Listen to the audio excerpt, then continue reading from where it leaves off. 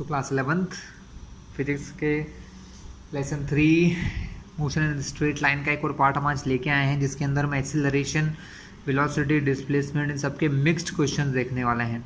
Last video में हमने BT graph देखा था, एक्सीलरेशन को समझा था, सारे फॉर्मूलेज देखे थे। तो आज इसको आगे बढ़ाते हैं।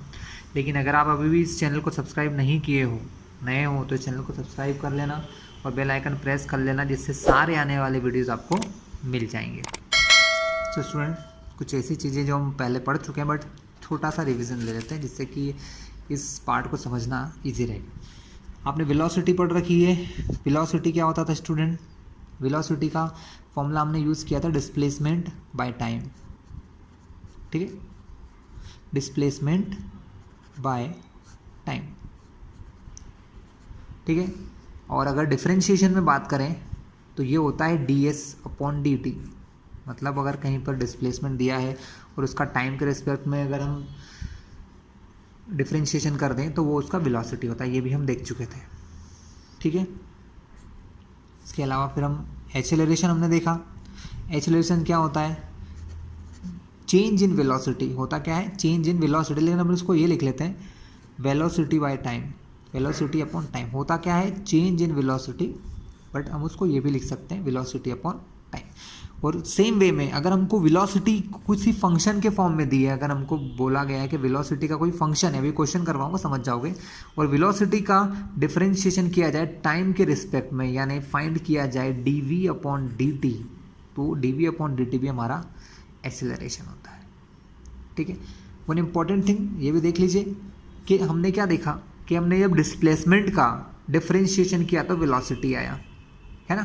तो यहाँ ये जो v है, देखिए ध्यान से देखिए, d/dt, यहाँ क्या लिखा है? v, और v का फॉर्मूला क्या होता है? ds/dt। तो हम यहाँ लिख सकते हैं ds/dt। तो इसको कहते हैं डबल डिफरेंशिएशन। क्या कहते हैं स्टूडेंट? डबल डिफरेंशिएशन कहते हैं कि अगर इसका पहले हमने डिस्प्लेसमेंट का डिफरेंशिएशन किया, वेलोसिटी आ गया, वेलोसिटी का डिफरेंशिएशन किया, एक्सेलरेशन आ गया, तो हम एक्सेलरेशन और डिस्प्लेसमेंट में डायरेक्ट रिलेशन देख लेते हैं। ठीक है, होगा वो वेलोसिटी के थ्रू ही, कोई इशू नहीं है। तो अब इसका फॉर्मूला बन जाता है d2s/dt²। ये भी क्या होता है? हमारा एक्सेलरेशन ही होता है। ठीक है, तो क्या कहा कि डिस्प्लेसमेंट टर्म का अगर 2 टाइम डिफरेंशिएशन करें टाइम के रिस्पेक्ट में, डिस्प्लेसमेंट का 2 टाइम डिफरेंशिएशन करें टाइम के रिस्पेक्ट में, that will be the acceleration. ठीक है, ये कुछ फॉर्मुलेस थे। अब हम क्वेश्चंस की ओर चलते हैं, क्वेश्चन स्टार्ट करते हैं, क्योंकि आज का पार्ट सिर्फ न्यूमेरिकल बेस्ड है, हम उसमें कोई थ्योरी नहीं पढ़ेंगे। ये सिर्फ फॉर्मुलेस थे जो जरूरी थे। हम क्वेश्चन फर्स्ट लेते हैं, डिफरेंशिएशन बेस्ड क्वेश्चन है सर। सो लिखा है the velocity of a particle, the velocity of a particle is given by, is given by, हमें वेलोसिटी एक फॉर्मूले से दी गई है, is given by v is equals to 2t² minus 4t plus 3। तो स्टूडेंट, ये जो फंक्शन होता है यहाँ पर ये दिख रहा है कि वेलोसिटी जो टाइम पर डिपेंड कर रही है, जैसे जैसे टाइम आगे बढ़ेगा वेलोसिटी चेंज होगी, तो इसको कहते हैं फंक्शन रिलेशन। मतलब कि वेलोसिटी और टाइम में कुछ रिलेशन है ना, वो दोनों से रिलेट कर रहे हैं। तो इस टाइप के क्वेश्चंस को जब भी आपको एक्सेलरेशन फाइंड करना, क्वेश्चन आता है फाइंड एक्सेलरेशन। ठीक है, फाइंड एक्सेलरेशन एट, हमको क्या फाइंड करना है? हमको एक्सेलरेशन फाइंड करना है कब? जब टाइम हो हमारा 2 second, when time is 2 second. तो पहला काम सॉल्यूशन जब भी आप करेंगे तो सॉल्यूशन करते समय सबसे पहले लिखा जाता है कि v इज इक्वल्स टू दिया है 2t² माइनस 4t प्लस 3। यहाँ ये दिखता है, ध्यान रखना कि जैसे वेलोसिटी टाइम पर डिपेंड कर रही है, तो हम लिखते हैं यहाँ पर differentiation with respect to t। अगर कोई ऐसे स्टूडेंट हो जो आज पहली बार मेरा वीडियो देख रहे हो, उनको डिफरेंशिएशन नहीं आता हो, तो वो हमारे चैनल पर जा सकते हैं और वहाँ पर हमने डिफरेंशिएशन समझाया हुआ है, उसका पर्सनल वीडियो बना हुआ है, आप उसको देख लें, उसके बाद इसको करना चाहें, बेटर रहेगा आपके लिए। चलिए, तो डिफरेंशिएशन करने के लिए हम क्या लिखते हैं? हम लिखते हैं d/dt ऑफ v, इधर भी लिखा जाता है d/dt of 2t² minus 4t+3। सो तो स्टूडेंट dv/dt हमने लिखा यहाँ पर, क्योंकि इसको इसी प्रकार लिखा जाता है dv/dt। जो भी होता है सब इस तरफ होता है। अब यहाँ पर 1 2 3 टर्म है, तीनों का अलग अलग डिफ्रेंशिएशन होता है। d/dt of 2t² minus d/dt of 4t plus d/dt of 3। तो स्टूडेंट हमने d/dt ऑफ 3 भी किया है। अब हमको इन तीनों टर्म का डिफ्रेंशिएशन करना है, ठीक है। तो चलिए डिफ्रेंशिएशन के लिए न्यू पेज ले लेते हैं हम लोग। चलिए स्टार्ट करते हैं स्टूडेंट। देखिए स्टूडेंट, डिफरेंशिएशन में पहले भी समझा चुका हूँ, बट फिर भी एक बार देख लेते हैं। अब हमने क्या देखा था कि dv/dt क्या होता है, एक्सीलरेशन। तो हम इसको लिख लेंगे a। जो कांस्टेंट होता है उसका डिफरेंशिएशन कभी नहीं होता है, तो 2 को हमने बाहर कर दिया। ये है t⁻2, और t⁻2 हमेशा ध्यान रखना, मैंने फॉर्मूला समझाया हुआ है कि जो पावर होती है वो पहले आगे आती है, तो पावर 2 पहले आगे आ गई, और यहाँ लिखा है t⁻2, और पावर हमेशा एक कम हो जाती है, तो t⁻2 में से हमने एक माइनस कर दिया। ये फॉर्मूले का -4। जब भी आप जिस चीज़ के टर्म में, जैसे t के रिस्पेक्ट में डिफरेंशिएशन कर रहे हो और यहाँ सिर्फ t लिखा है, उसकी कोई पावर नहीं है, तो ध्यान रखना इसकी वैल्यू हमेशा 1 ही होती है। तो ये हो गया आपका 1, और ये है कांस्टेंट टर्म। और जो चीज़ें कांस्टेंट होती है, जो नंबर्स होते हैं, इनका डिफरेंशिएशन हमेशा 0 होता है। तो 3 एक नंबर है, कांस्टेंट है, उसका डिफरेंशिएशन 0। तो आपका एक्सीलरेशन का फॉर्मूला क्या बन गया स्टूडेंट? एक्सीलरेशन का फॉर्मूला हो गया 2 2 4, t⁻2 में से 1 गया तो ओनली t, तो ये हो गया 4t माइनस 4 1 जा 4। क्लियर है स्टूडेंट? ठीक है, ये तो एक्सेलरेशन का एक्सप्रेशन हो गया है। क्या हो गया स्टूडेंट? एक्सप्रेशन। लेकिन उन्होंने हमसे एक बात कही थी, उन्होंने कहा था कि आपको एक्सेलरेशन वहाँ फाइंड करना है जब आपका टाइम t = 2 हो। तब क्या होता है स्टूडेंट, इस क्वेश्चन में हम t के प्लेस पे t की वैल्यू रखते हैं, और वो वैल्यू हमारी 2 है। तो हम t के प्लेस पे क्या रखेंगे? 2। तो हम लिखेंगे एट t = 2। टाइम जब 2 होगा तो एक्सेलरेशन कितना हो जाएगा? 4 × 2 - 4, दैट इज 4 2 जा 8, 8 में से 4 गया तो 4, तो एक्सेलरेशन हो गया 4 मीटर/सेकंड²। तो क्लास ये था एक सबसे बेसिक टाइप क्वेश्चन, जिसमें हम क्या करते हैं, जिसमें हम लोग इस प्रकार से फाइंड करते हैं। ठीक है स्टूडेंट, नेक्स्ट टाइप देखते हैं। सो स्टूडेंट्स, एक ग्राफिकल क्वेश्चन देखते हैं। ये हमारा नॉर्मल क्वेश्चन था, ग्राफिकल क्वेश्चन की ओर चलें। सो एक क्वेश्चन है हमारे पास, body moves with constant acceleration 10 मीटर/सेकंड²। मतलब 10 मीटर/सेकंड² के कांस्टेंट एक्सेलरेशन से वो चल रही है फॉर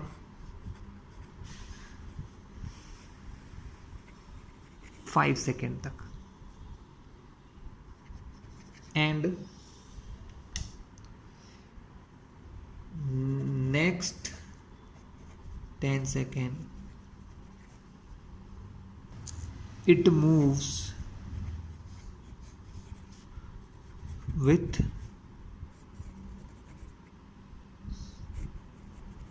constant velocity। उसके बाद 10 सेकेंड तक वो कांस्टेंट वेलोसिटी से चलता है।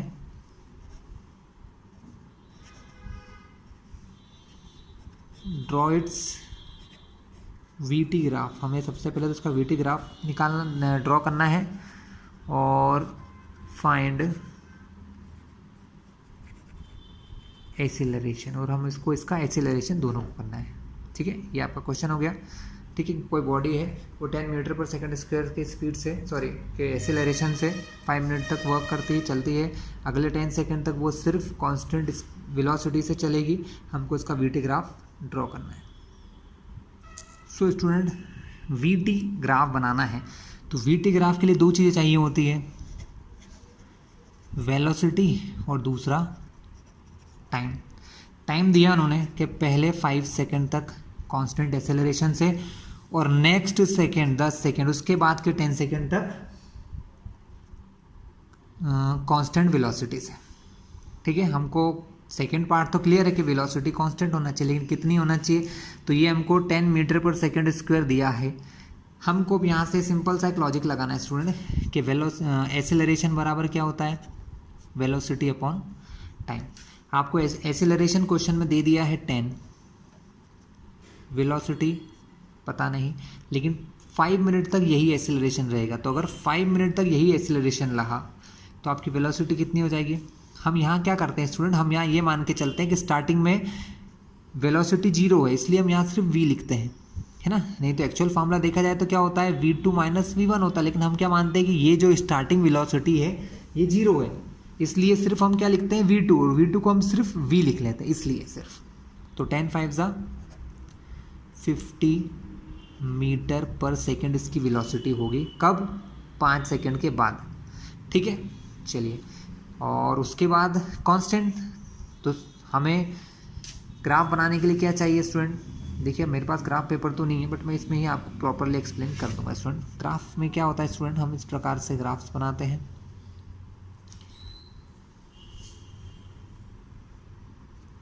टाइम एक्सिस, और ये हमारा क्या होता है, वेलोसिटी एक्सिस। यहाँ पर हम वेलोसिटी मान लेते हैं अपने हिसाब से, जो कन्वीनियंस है 10 मीटर वेलोसिटी, और नीचे ऐसा लिख दिया करो हमेशा ms -1, मतलब मीटर पर सेकेंड में, तो समझ में आ जाता है कि इस पर जो वेलोसिटी है वो मीटर पर सेकेंड में है। तो 10 20 30 40 50, टाइम 1 2 3 4 5।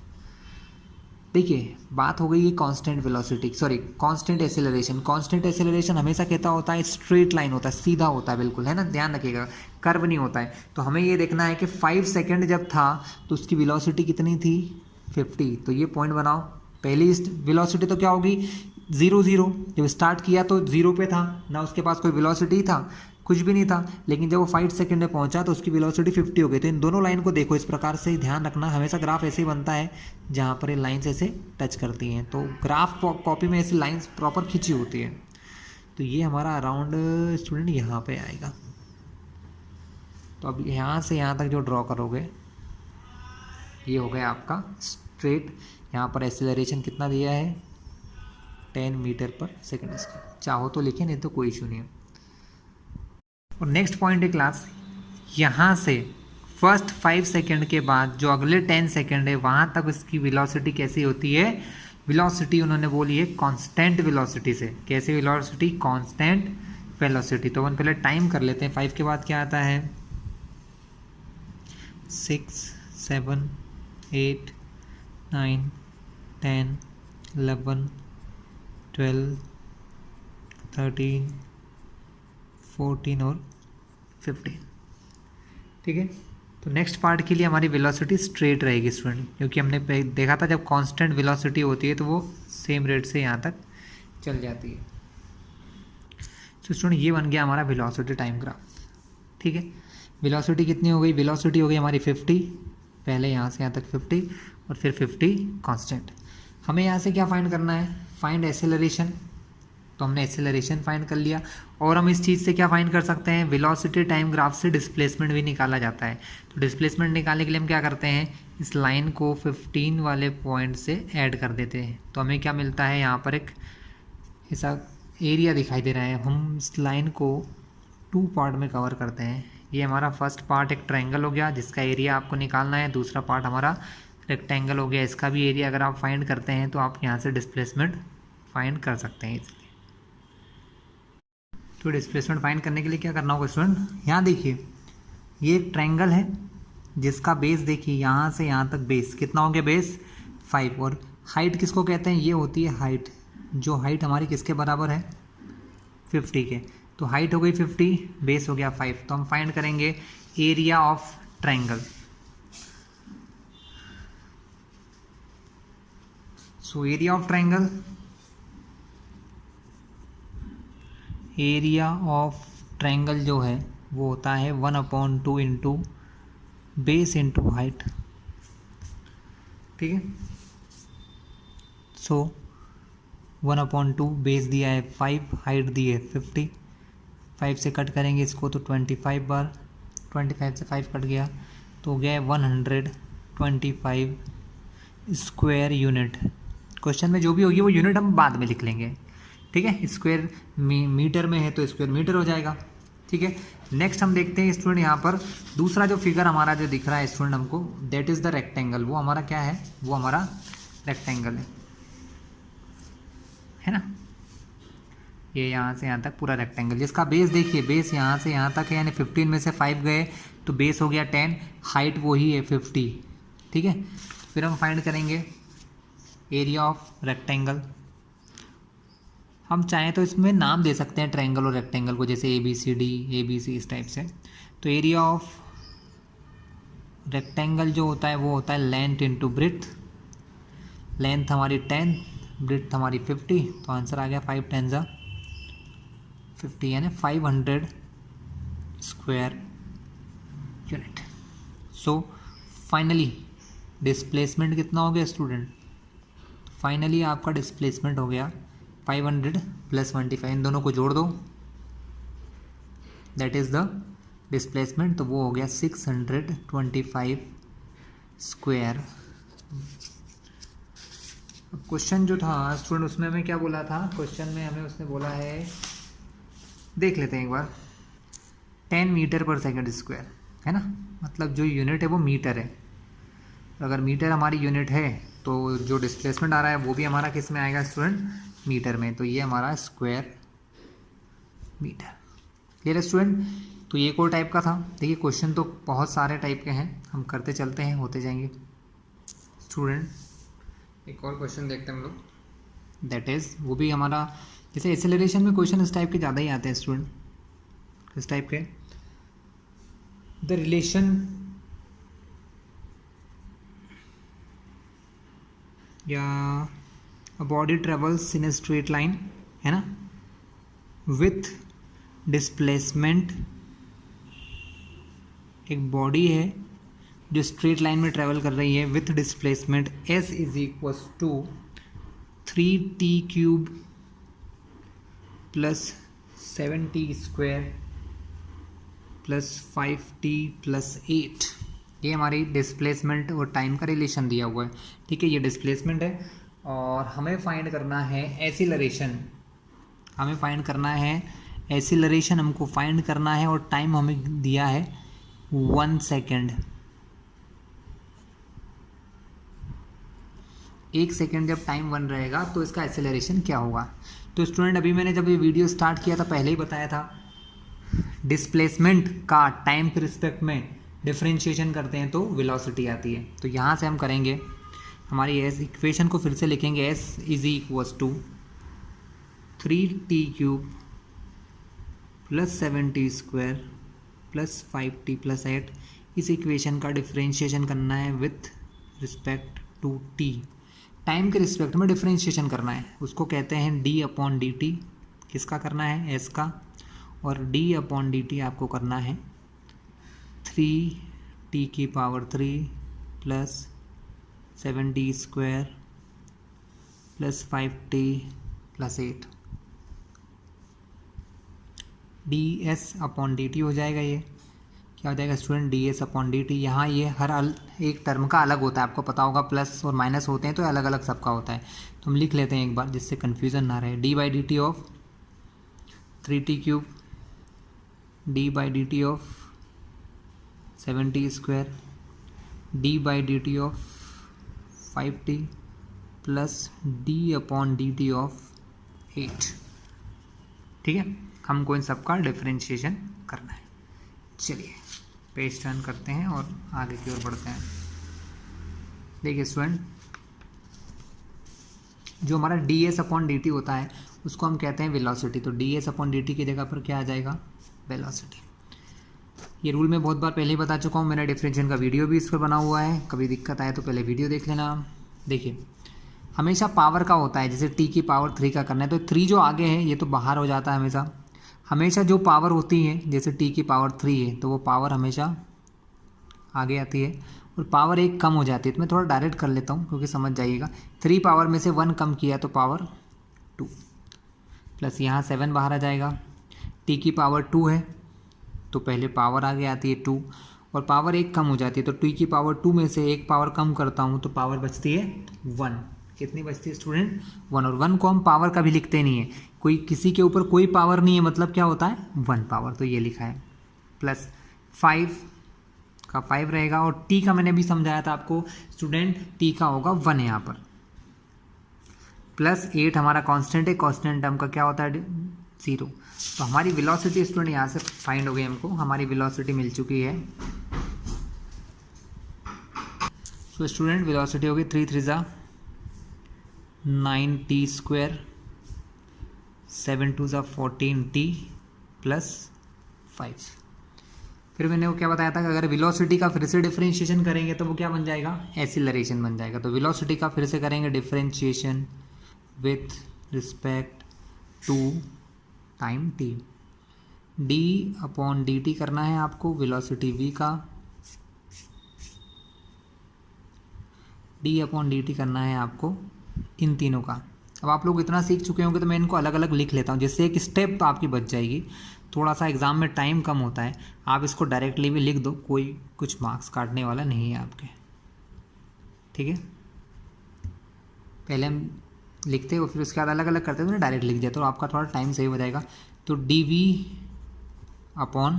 इसको क्या पढ़ते हैं? dv/dt, differentiation of velocity with respect to time, और जो होता है हमारा एक्सेलरेशन। अगले स्टेप में इसको ए लिख लेंगे। यहाँ पर पहले पावर आगे देखो, 9 तो नंबर है वो तो बाहर हो गया, टी की पावर 2 का डिफरेंशिएशन करते हैं तो पहले पावर का लिखते हैं, तो 2 पावर आगे इंटू टी की पावर 2 में से 1 कम हो गई तो 1, प्लस d/dt तो हट जाएगा क्योंकि डिफरेंशिएशन होता है तो ये हटा देते हैं, आप सभी को मालूम होना चाहिए। 14 का 14 रहेगा, और टी के प्लेस पे टी का डिफरेंशिएशन हो जाएगा 1, ये कांस्टेंट नंबर है, इसका डिफरेंशिएशन 0। dv/dt होता है एक्सेलरेशन। तो एक्सेलरेशन कितना फाइंड हुआ? 9 2 ज़ा 18 t प्लस 14 1 ज़ा 14। उन्होंने पूछा है find acceleration when time is 1 second. जब टाइम को आप 1 रखोगे तो on that time, on that position, उस समय पर इसकी क्या एक्सेलरेशन होगी। तो ए रखने के लिए हम क्या करेंगे? टी की जगह 1 रख देंगे, तो 18 इंटू 1 18 प्लस 14, 18 1 ज़ा 18 प्लस 14 32। तो एक्सेलरेशन हो गया हमारा 32। और क्वेश्चन में यूनिट हमको स्टूडेंट गिवन नहीं है। जब गिवन नहीं होती है तो हम उसको स्क्वायर यूनिट लिख लेते हैं, स्क्वायर, सॉरी, या मान लो कि मीटर पर सेकंड स्क्वायर है, ठीक है। उससे कोई फ़र्क नहीं पड़ता, यूनिट तो अगर क्वेश्चन में दी रहेगी तो लिखेंगे, नहीं तो कोई इशू नहीं है ना। एज्यूम कर लो कि ये होगी हमारी, ठीक है स्टूडेंट। तो ये एक्सेलरेशन का एक और पार्ट कर लिया। नेक्स्ट क्वेश्चन देखते हैं। So student taking another question, हम एक और क्वेश्चन लेते हैं। तो इसमें हमने क्या एज्यूम किया है? हम एज्यूम करते हैं a body moves with constant acceleration a, constant acceleration a से चल रही है for some time, कुछ देर के लिए ये constant acceleration से चल रही है, and after which, और उसके बाद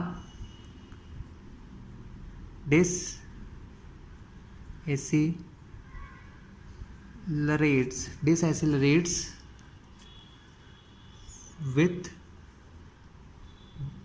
बी मीटर पर सेकेंड स्क्वायर। यहाँ पर भी इसकी यूनिट मीटर पर सेकेंड स्क्वायर है ना।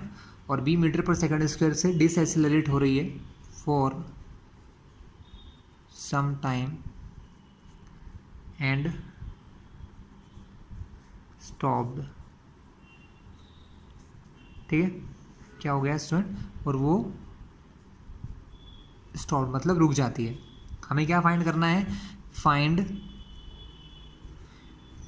वी मैक्स, हमें मैक्सिमम वेलोसिटी फाइंड करना है। और कुछ क्या गिवन है? And total time taken is T. और टोटल टाइम कितना लग रहा है उसको? टी टाइम के अंदर वो अपना पूरा काम कर रहे हैं, ठीक है। तो क्लास हमें क्वेश्चन जब हम इसको करना स्टार्ट करते हैं तो हम सबसे पहले तो इसका एक वेलोसिटी टाइम ग्राफ बना लेते हैं, तो ये थोड़ा सा इजी हो जाएगा आपके लिए। ठीक है, तो ये आपकी वेलोसिटी, ये हमारा टाइम, यहाँ पर आपने वेलोसिटी ली है मीटर पर सेकेंड में, यहाँ पर टाइम दिया है वो तो सेकेंड के अंदर है। ऑब्जेक्ट का एक्सीलरेशन ध्यान रखना कांस्टेंट है, कांस्टेंट एक्सीलरेशन है, मतलब वो उसका जो ग्राफ बनेगा वो स्ट्रेट लाइन बनेगा। देखिए तो ये स्ट्रेट लाइन का ग्राफ हो गया। ठीक है student,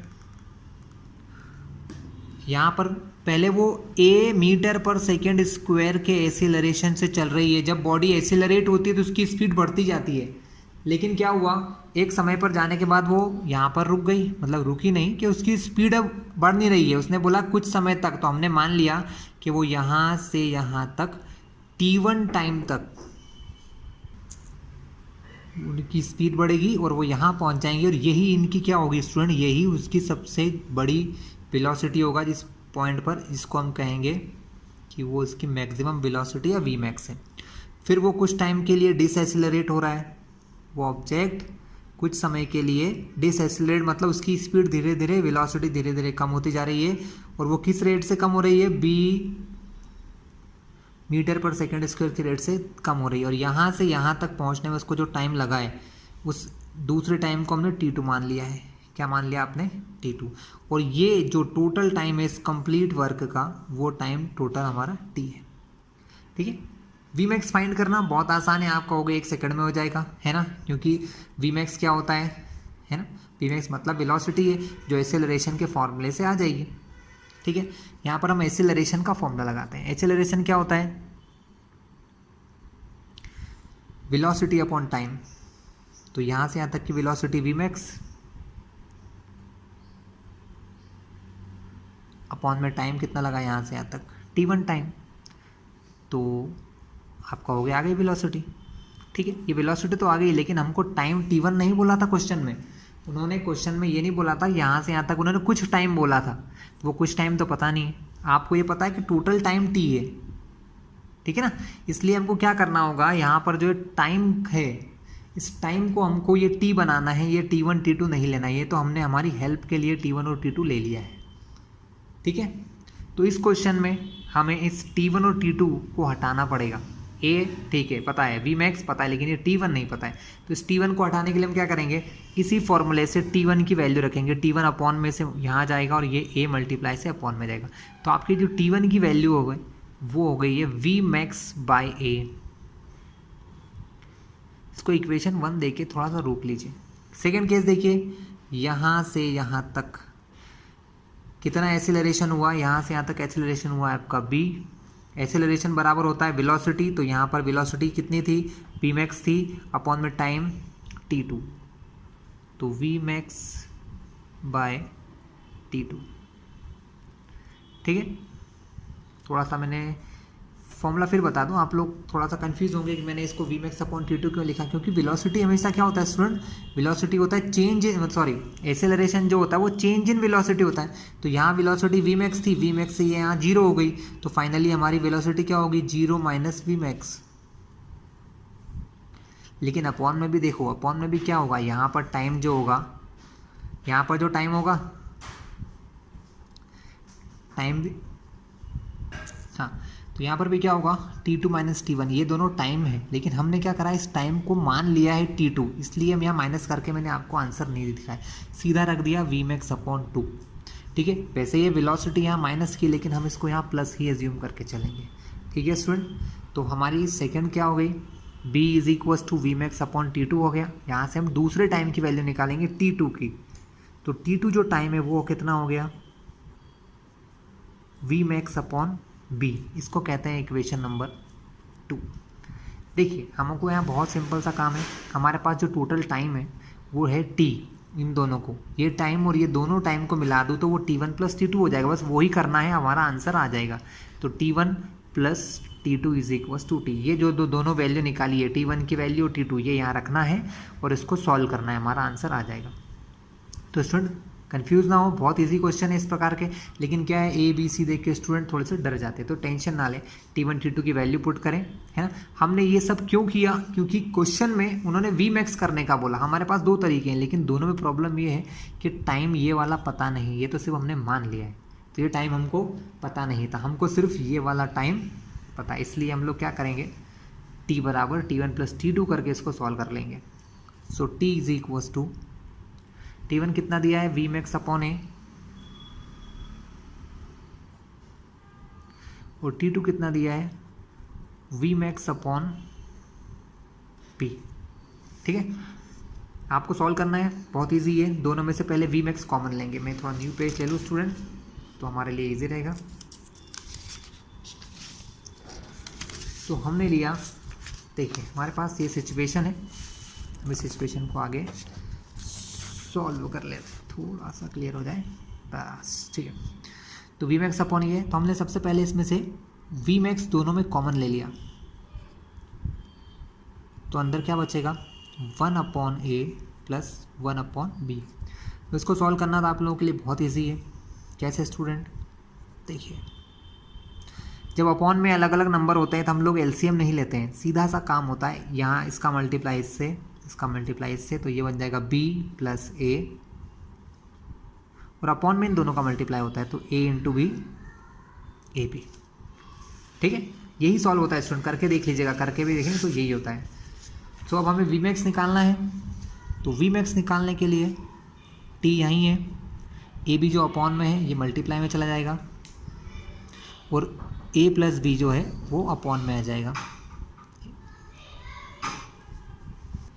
so student V max is equals to क्या हो गया है, V max is equals to हो गया है ए बी इंटू टी, या ए बी टी अपॉन में ए प्लस बी। ये बहुत ही इंपॉर्टेंट एक टाइप का क्वेश्चन स्टूडेंट आता है, इस पर बेस्ट इस प्रकार के क्वेश्चन भी आते हैं, और इससे रिलेटेड दूसरे प्रकार के क्वेश्चन भी आपको आएंगे ही आएंगे। ठीक है, तो नेक्स्ट क्वेश्चन की तरफ चलते हैं student. Another kind of question, एक और टाइप का क्वेश्चन देखते हैं। हमें वीटी ग्राफ दिया होता है और हमें वीटी ग्राफ को एक्सटी ग्राफ में चेंज करना होता है, ये एक टाइप का क्वेश्चन आपसे पूछा जाता है। तो यहाँ पर मैं एक वीटी ग्राफ बना रहा हूँ, और उस वीटी ग्राफ को हम लोग कन्वर्ट करेंगे, उसको हम चेंज करेंगे किस में, एक्सटी ग्राफ में। वीटी ग्राफ सबको पता है क्या होता है, वेलोसिटी मीटर पर सेकेंड में, टाइम हमारा सेकेंड के अंदर, है ना। इसको हमें किस में कन्वर्ट करना है, एक्सटी ग्राफ यानी पोजीशन टाइप में। यहाँ हमको वैल्यू दी है 10 and 20 मीटर पर सेकेंड, टाइम 2 सेकेंड पर ये पहुँच जाता है 20 पर, 2 से लेके 4 सेकेंड तक ये 10 पर ही रहता है, सॉरी, और 4 से 6 में, 4 से 6 सेकेंड के अंदर ये 20 पर पहुंच जाते हैं, और 6 to 8 टाइम में ये फिर से कहाँ आ जाते हैं, ज़ीरो वेलोसिटी पर आ जाते हैं। तो इसको चेंज करना है आपको किस में स्टूडेंट, वेलोसिटी टाइम ग्राफ को एक्सटी ग्राफ में चेंज करना। तो एक्सटी ग्राफ पे क्या होती है, एक्सटी ग्राफ पे होती है पोजीशन और टाइम। तो हमको कुल मिला के पोजीशन यानी हम क्या मानते हैं, डिस्प्लेसमेंट। तो हमको हर एक टाइम इंटरवल का डिस्प्लेसमेंट निकालना है कि 0 से 2 जो टाइम था यहाँ का डिस्प्लेसमेंट कितना है। तो डिस्प्लेसमेंट यानी क्या होता है, वेलोसिटी टाइम ग्राफ में जो ये एरिया है ये ही डिस्प्लेसमेंट होता है। तो अगर मैं इसको मैं डायरेक्ट कर रहा हूँ क्योंकि मैंने पहले भी समझा चुका हूँ, डिस्प्लेसमेंट मतलब इस ट्रायंगल का एरिया, इसको D1 मान लेते हैं, या S1, सॉरी डिस्प्लेसमेंट है तो इसको S मान लो, S1, ठीक है। तो इसका एरिया क्या हो जाएगा, आप इसको आप चाहो तो पॉइंट नाम दे सकते हो, A B C D E, इधर F दे सकते हो, यहाँ G दे सकते हो, इसको H कह सकते हैं। तो S1 AHB, ट्रायंगल AHB का एरिया क्या होता है, 1/2 base into height, 2 to 2 cut, answer आया 10 मीटर डिस्प्लेसमेंट। यहाँ से यहाँ तक रेक्टेंगल क्या बन रहा है, रेक्टेंगल, इसका एरिया कितना होगा, जो भी एरिया होगा वो हमारा डिस्प्लेसमेंट होगा। S2 डिस्प्लेसमेंट क्या होता है, ये रेक्टेंगल है, रेक्टेंगल का एरिया होता है लेंथ इंटू ब्रेड्थ। लेंथ है हमारी 2 है ना, ब्रेड्थ है यहाँ से यहाँ तक 10, देखिए 10 तक ये ना, तो 2 10 20 मीटर हो गया डिस्प्लेसमेंट। ठीक है, अब S3 निकाल लेते हैं। 4 से 6 सेकंड के बीच में क्या हुआ। अब ऐसा ही मैं क्यों कर रहा हूँ स्टूडेंट, ये चीज़ समझने वाली बात, ध्यान रखना कि मैं 0 से 1 सेकंड क्यों नहीं निकाला, क्योंकि जब तक एक्सीलरेशन एक जैसा रहता है, लेकिन जैसे ये सीधी लाइन है तो हम इनके बीच में निकालते हैं, ये स्ट्रेट लाइन है। जहाँ वेलोसिटी चेंज हो गई, जैसे यहाँ वेलोसिटी चेंज हुई मतलब, और ये सेम हो गया, एक जैसी लाइन है, तो इनके बीच का ही निकाला जाता है। कर्व होती तो हम नहीं निकाल पाते। S3 मतलब ये वाले पार्ट का एरिया, कि एक ट्रेपेजियम बन रहा है, पहले भी कर चुके हम लोग। ट्रेपेजियम का एरिया क्या होता है 1/2 इंटू हाइट मतलब ये 2, सम ऑफ पैरेलल साइड, तो ये और ये है पैरेलल साइड, एक है 10 दूसरा है 20, तो 10 + 20, 2 से 2 कटा, 20 + 10 30 मीटर। डिस्प्लेसमेंट कितना हो गया 30 मीटर हो गया। ठीक है, फिर ये लास्ट फिर से एक ट्रायंगल है, वो होगा हमारा S4। ट्रायंगल का एरिया क्या होता है 1/2 बेस इंटू हाइट, तो 1/2 बेस है हमारा। टाइम तो उतना ही है, 2 सेकंड का डिफरेंस है सब में, देखो 2 सेकंड का, हाइट हो गई 20, 2 से 2 कैंसिल, तो फोर्थ डिस्प्लेसमेंट भी हो गया 20 मीटर। स्टूडेंट क्लियर है। नाउ स्टूडेंट हम इसको चेंज करना चाहते हैं एक्सटी ग्राफ में, है ना। तो एक्सटी ग्राफ में होती है पोजीशन मतलब डिस्प्लेसमेंट अपॉन टाइम। टाइम आपको पता ही है क्या क्या लिया था, 0 से 2 लिया था, 4 लिया था, 6 लिया था और 8, ये आपका टाइम है सेकेंड में। डिस्प्लेसमेंट ज़्यादातर 10 20 30 40 ऐसा है, तो हम 10 करके चलो, 10 20 30 40 50 60 70 80 90 और 100। ठीक है, इसको मीटर में, ये डिस्प्लेसमेंट है, आप ये आपकी पोजीशन है मीटर में, ये आपका टाइम है नीचे। देखिए जब 2 सेकंड था उसका डिस्प्लेसमेंट 10 था, तो ये 2 और ये 10, ये हो गया आपका फर्स्ट पॉइंट। ठीक है, ये ड्रॉ कर दिया। जब टाइम 4 था तो उसका डिस्प्लेसमेंट कितना हो गया 20। तो ध्यान रखना यहाँ पर डिस्प्लेसमेंट, अब इसको 20 पे मत कर देना, क्योंकि डिस्प्लेसमेंट क्या है, डिस्प्लेसमेंट मतलब 2 से 4 के बीच में उसने 20 चला है। 10 तक तो पहले ही चल चुका था, 20 और चलेगा तो कहाँ पहुँच जाएगा वो, 10 तक पहले पहुँच गया। फिर उसने इन 2 सेकंड में 20 मीटर चला है, कितना चला है डिस्प्लेसमेंट 20, तो यहाँ से और 20 करेंगे तो 30 पे पहुँच जाएगा। तो ये जो पॉइंट होगा ना स्टूडेंट, ये हमारा 30 और 4 का कंबाइन होगा, ये 4 की लाइन और ये 30 की लाइन। ये देख लीजिए थोड़ा सा चेंज तो हो गया, देखिए स्लोप में फ़र्क है। ठीक है, फिर 6 सेकंड पर 30 मीटर, तो 10 20, अब यहाँ से 30, तो 30 के बाद और 30 तो 60, तो ये 6 की लाइन और ये 6 की लाइन को देखते हुए 60 की लाइन कुछ यहीं पर हुई होगी स्टूडेंट। ठीक है, तो ये आपने फिर से ऐड कर दिया, तो थोड़ा सा फिर भी लाइन चेंज हो चुकी है, पहले जैसी नहीं है ना, समहाउ चेंज। और थोड़ा मेज़रमेंट करके स्केल से बनाएंगे तो परफेक्ट बन जाएगा। और नेक्स्ट है 8, जब 8 सेकंड में था तो देखिए तब डिस्प्लेसमेंट 20 मीटर हुआ, तो अभी कहाँ पर है वो 60 पर है, 60 के बाद और 20 जाएगा तो कितना हो जाएगा 80। 80 की लाइन को देखते हैं, 80 की लाइन यहाँ कहीं आ रही है और ये हो गई हमारी कुछ स्टूडेंट यहाँ पर आएगी। अभी इसका कुछ ऐसा ग्राफ बन जाएगा, तो ये बन गया आपका एक्सटी ग्राफ और वीटी ग्राफ। ठीक है स्टूडेंट, तो ये हमारा एक्सेलरेशन का वीडियो था, कुछ क्वेश्चन हमने करने की कोशिश की है, आगे और वीडियो आएंगे। अभी तो जैसे जैसे चीज़ें बढ़ती जाएंगी क्वेश्चन मिक्स होते जाएंगे। नेक्स्ट पार्ट में अब हम इक्वेशंस करेंगे, मोशन की इक्वेशन अंडर कांस्टेंट एक्सेलरेशन, वहाँ पर फिर वो जुड़ेंगे, उसके बाद फिर नई नई चीज़ें और बहुत सारे न्यूमेरिकल बढ़ते जाएंगे। ठीक है, तो अब नेक्स्ट वीडियो में मिलते हैं।